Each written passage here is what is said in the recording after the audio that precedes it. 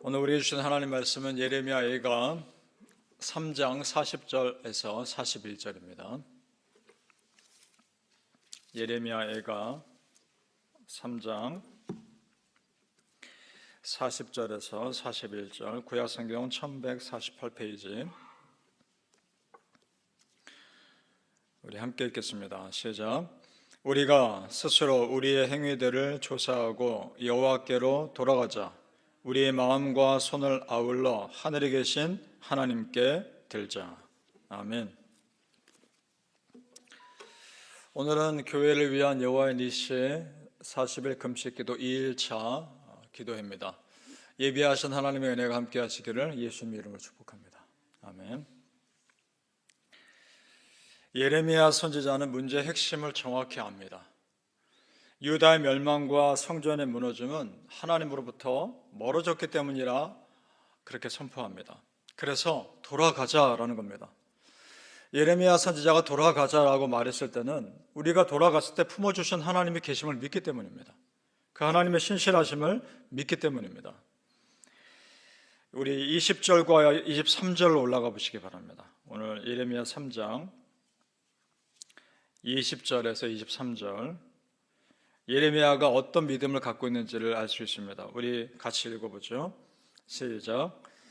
내 마음이 그것을 기억하고 내가 낙심이 되오나 이것을 내가 내 마음에 두었더니 그것이 오히려 나의 소망이 되었사오면 여호와의 인자와 긍휼이 무궁하심으로 우리가 진멸되지 아니함이니이다. 이것들이 아침마다 새로우니 주의 성실하심이 크시도소이다. 아멘. 자, 유다가 망하고 바벨론의 포로로 끌려간 이 상황에 참 낙심되지만 그래도 소망을 남겨두신 것은 그 민족 전체가 전멸되지는 않았다는 겁니다. 그럼 언젠가는 다시 회복시켜 주시겠지, 그 마음이 있는 겁니다. 예레미야 선지자는 그래도 회복시켜 주실, 다시 힘 주실 하나님을 믿는 겁니다. 성도님들, 이 믿음이 우리에게도 있어야 합니다. 내가 다시 돌이키면 다시 싸매 주신 하나님 정말 믿습니까? 호세 6장 1절에 이런 고백합니다. 오라, 우리가 여호와께로 돌아가자. 여호와께서 우리를 찢으셨으나 도로 낫게 하실 것이요 우리를 치셨으나 싸매 주실 것입니다. 아멘. 신실하신 하나님의 사역자들에게 있는 공통점입니다. 돌아가면 다시 품어주실 하나님에 대한 절대 신뢰입니다. 이것이 공통적으로 있단 말입니다. 이 믿음이 우리에게 있기를 축복합니다. 그래야 삽니다. 나를 낙심케 하는 많은 일들 앞에서 이 믿음 없으면 우리는 하루에도 수없이 무너질 겁니다. 바로 그래서 성도님들, 다시 품어주시고 다시 새롭게 하시는 그 하나님을 향한 온전한 믿음이 있으시기를 축복합니다. 아멘. 우리가 여호와 하나님께 돌아간다는 것은 그동안 고집했던 내 생각과 내 마음 다 내려놓는 겁니다. 그리고 하나님 뜻대로 하소서 두 손 들고 항복하는 겁니다. 이걸 두 손 들다라는 말로 표현합니다. 41절 말씀 제가 다시 읽겠습니다. 41절. 우리 마음과 손을 아울러 하늘에 계신 하나님께 들자. 아멘. 자, 아울러라는 말은 함께라는 뜻입니다. 그러니까 마음을 들고 손을 들고 하나님께 항복하자라는 뜻입니다. 그런데 이 아울러라는 뜻에 또 다른 뜻도 있습니다. 부정의 의미도 있습니다. 그러니까 이런 말입니다. 마음, 손만 들지 말고 마음을 들자, 이런 뜻도 있는 겁니다. 그러니까 겉으로 보이는 모습으로만 순종하지 말고 마음에서 우러나와서 순종하자, 이 말입니다. 이스라엘 백성들 그동안 겉으로는 그럴듯한 성전에서 그럴듯한 예배 드렸죠. 문제가 뭡니까? 마음에 없는 예배 아니었습니까? 마음에 있는 예배 드리자, 이 말입니다. 이제라도 늦지 않았다, 돌아가서 돌이켜 마음의 예배를 드리자, 이 말입니다. 성도님들, 우리도 마찬가지입니다. 매주 우리가 예배 드리는데 우리가 드리는 예배가 매주 새롭고 매주 진실한 예배 될 수 있기를 예수님 이름으로 축복합니다. 아멘. 자, 그런데 유다 백성들이 이 예레미야 호소를 들었을까요? 아니라는 겁니다. 그래서 깨닫습니다. 아, 회개도 겸손한 사람이 할 수 있는 거구나. 하나님 앞에 엎드리는 것도 겸손한 마음을 가진 사람만이 할 수 있는 일이구나. 그러니까 회개할 수 있다는 것 자체도 은혜구나, 이런 생각을 합니다. 성도님들, 내가 진심으로 마음에서부터 정말 겸손할 수 있다면 하나님은 그 사람 반드시 은혜 주십니다. 믿습니까?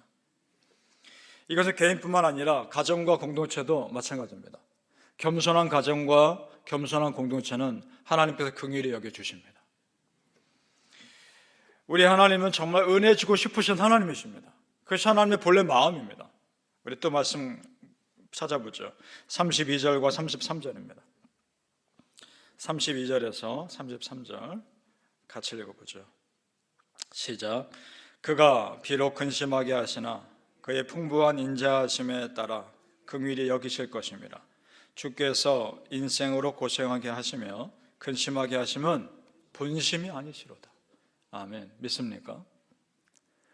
우리 하나님 이스라엘 백성들이 잘못 가니까 그대로 가면 안 되니까 어쩔 수 없이 회초리를 드신 것이지 본래 마음은 축복하기를 원하시는 거란 말입니다. 부모와 자녀의 관계가 똑같습니다. 자식이 잘못된 거 하면 회초리 들 수밖에 없는 거죠. 그런데 회초리를 들었을 때 기분 좋은 부모 어디 있습니까? 다 마음 아프죠. 그것이 우리 아버지 하나님의 마음입니다. 성도님들, 정말 여러분을 사랑하고 여러분이 잘 되길 바라는 아버지 하나님의 그 진심이 느껴질 수 있기를 예수님 이름으로 축복합니다. 아멘. 심판의 메시지를 전해한 예레미야도 참 괴로웠을 겁니다.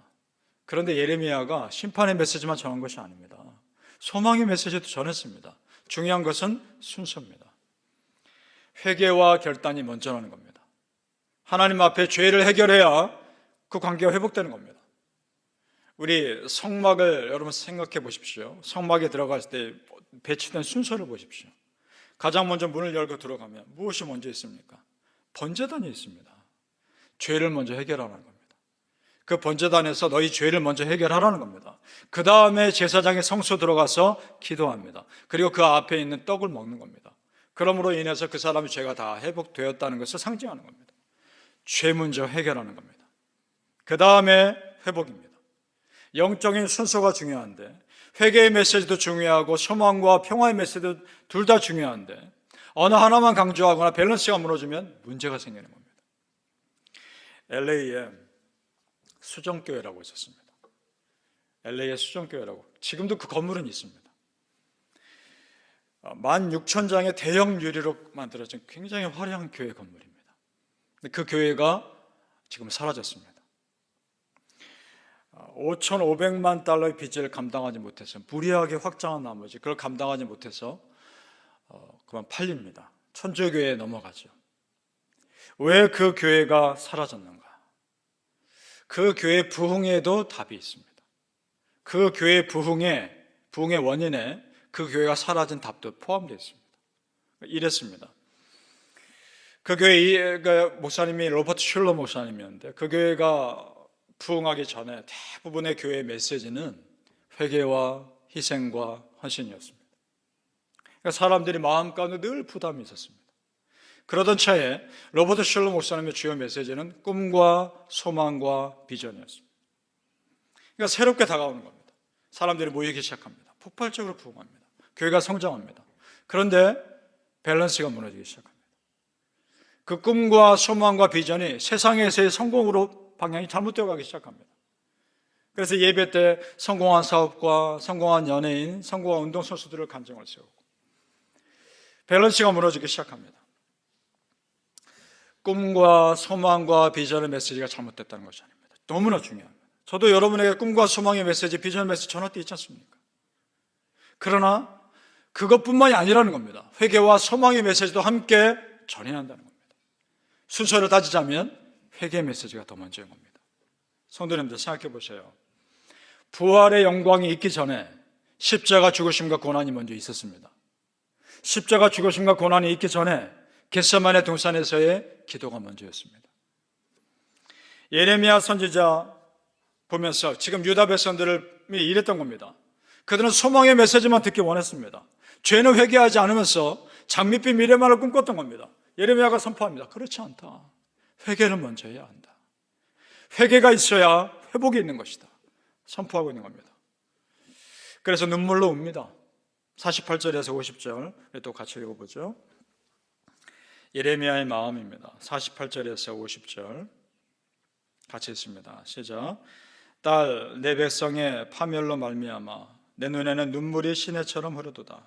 내 눈에 흐르는 눈물이 그치지 아니하고 쉬지 아니하며 여호와께서 하늘에서 살피시고 돌아보실 때까지니라.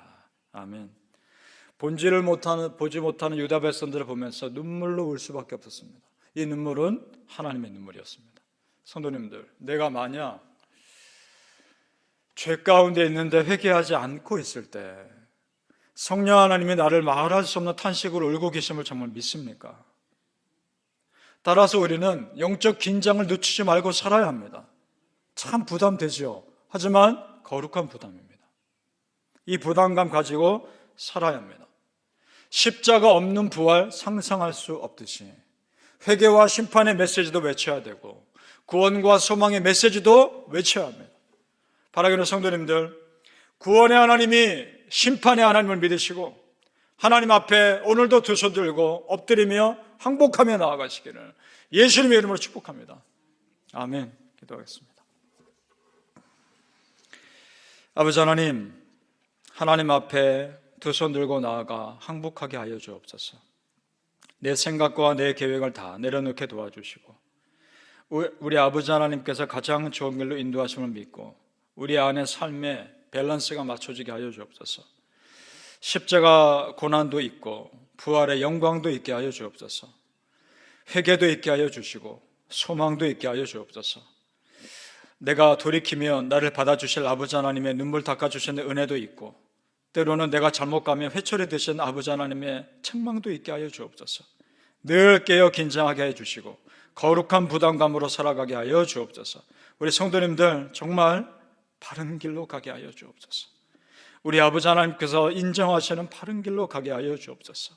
감사하며 예수님의 이름으로 기도합나이다. 아멘.